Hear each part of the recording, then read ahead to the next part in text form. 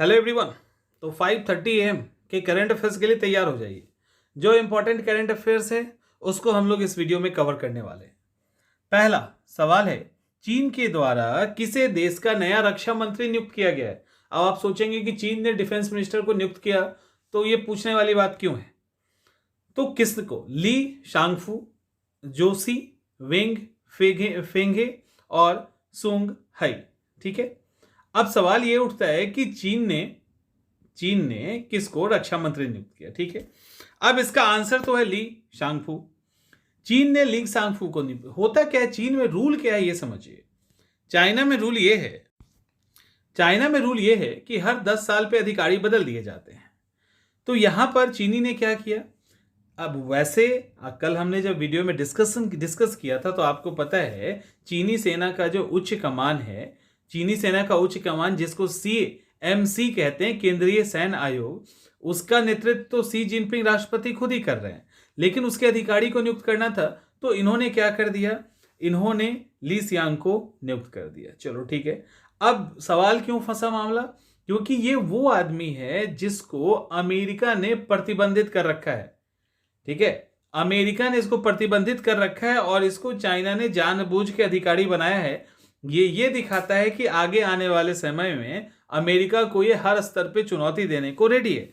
अब इस पे प्रतिबंध क्यों लगा था, और प्रतिबंध लगा कब था, तो 2018 में ही प्रतिबंध लगाया गया था। जो चाइना का एक डिपार्टमेंट है जिसको उपकरण विकास विभाग यानी EDD कहते हैं, उसने रूस से सुखोई Su-35 लड़ाकू विमान और मिसाइल उसका जो S-400 है उसको खरीदने को लेकर समझौता किया था। इसको लेकर ली शांगफू पर प्रतिबंध लगाया गया था। तो यही यहाँ का फैक्ट है, यही वाला इसका फैक्ट है। अब इसने क्या किया, इसको ये जगह दे दी। पहले कौन थे, तो पहले इस जगह पे, इनके जगह पे पहले जो थे उनका नाम है वेई फेंगे। तो पहले जो थे वो वेई फेंगे थे और अब जनरल ली साहब आ गए।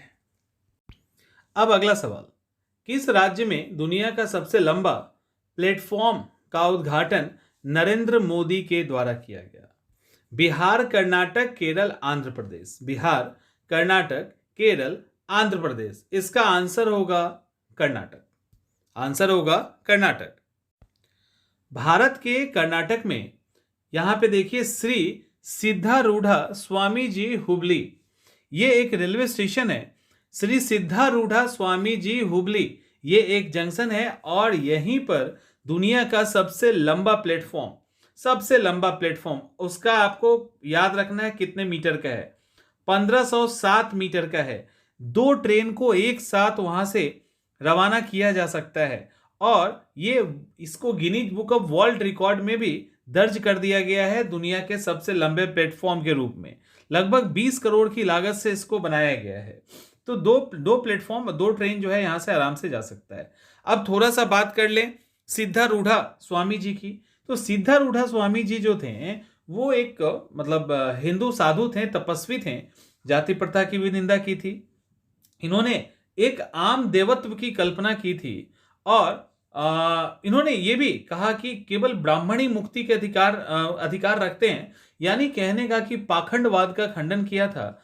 और ये 6 साल की उम्र में ही अपने घर को, रिश्तों को, सबको त्याग कर आध्यात्मिक गुरु एक तरह से बन गए थे। और इन्होंने जो नैरो विचार था उसका इन्होंने बिल्कुल खुले तौर पे खंडन किया था। तो इसके नाम पे हुबली का स्टेशन का नाम बदला गया श्री सिद्धारूढ़ा स्वामी जी। और अब 1507 मीटर का ये प्लेटफॉर्म है। अब सवाल उठता है, थोड़ा सा और अंदर चले जाते हैं। पहले यहां पे प्लेटफॉर्म कितना था, तो प्लेटफॉर्म की संख्या 5 थी। अब प्लेटफॉर्म हो गई 8। अब 8वें नंबर का जो प्लेटफॉर्म है वही 1507 मीटर का है। क्लियर। तो इस प्लेटफॉर्म पे जो 8वें नंबर का प्लेटफॉर्म स्टेशन पे वही 1507 मीटर का है। क्लियर। अब यहां आपसे 2 सवाल पूछा जा रहा है, इनका जवाब आपको कमेंट सेक्शन में देना है। अगर नहीं दे पाओगे तो कल इस पे डिस्कस करेंगे। पहला क्वेश्चन, चीन के एक मरुस्थल का डिजर्ट का नाम बताना है। चीन की 2 नदियों का नाम बताना है। चीन में कितना टाइम जोन है इसके बारे में बताना है।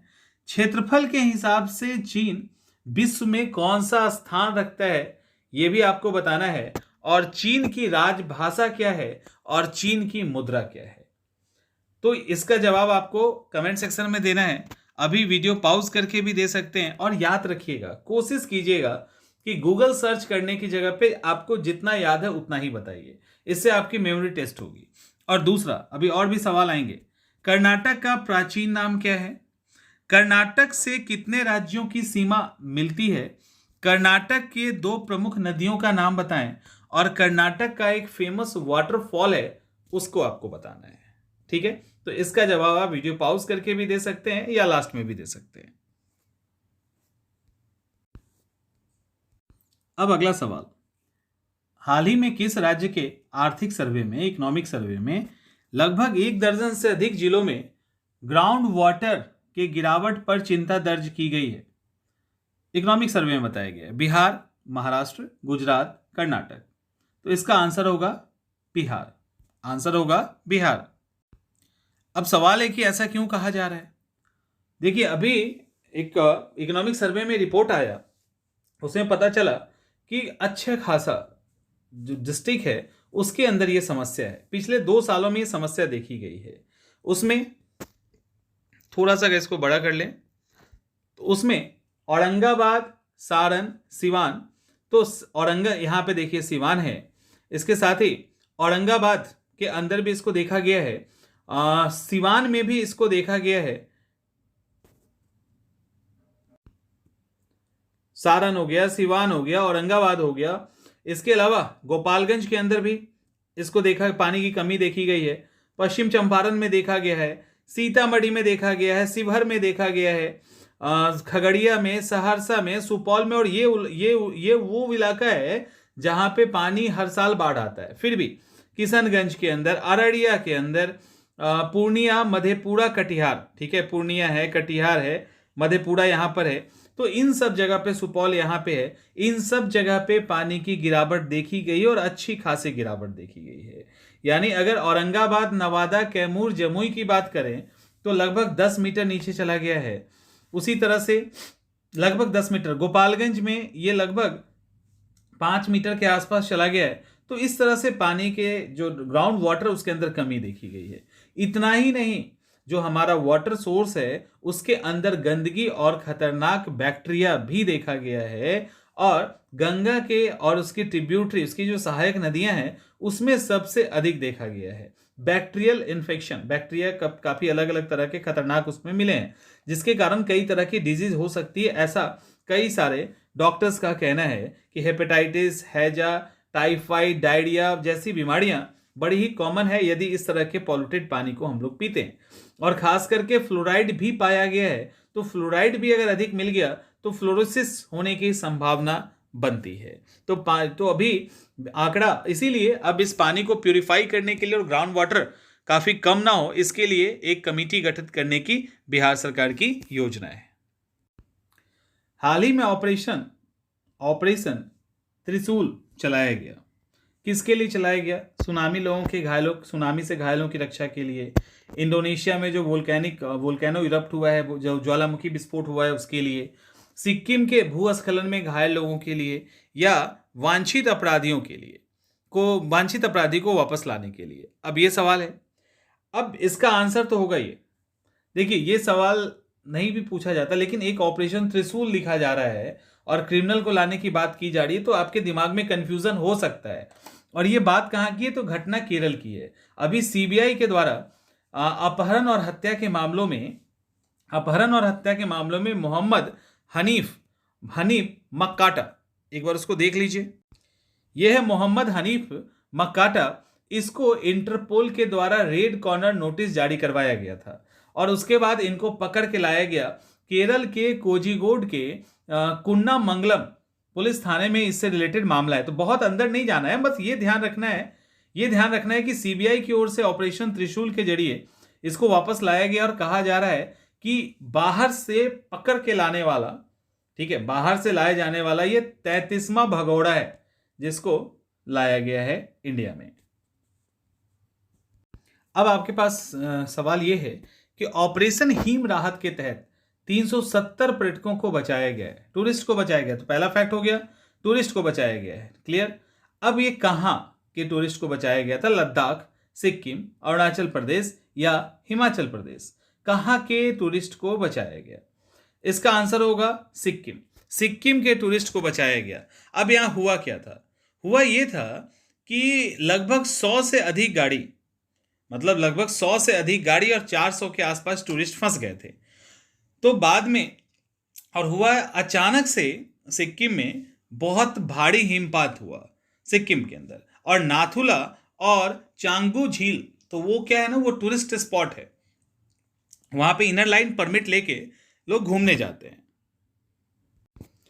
तो वहां क्या होता है कि इनर लाइन परमिट लेके लोग घूमने जाते हैं। अब यहाँ पे मामला फंस गया, बहुत ज़्यादा बार अचानक से स्नोफॉल हो गया और गाड़ी और टूरिस्ट सब फंस गए।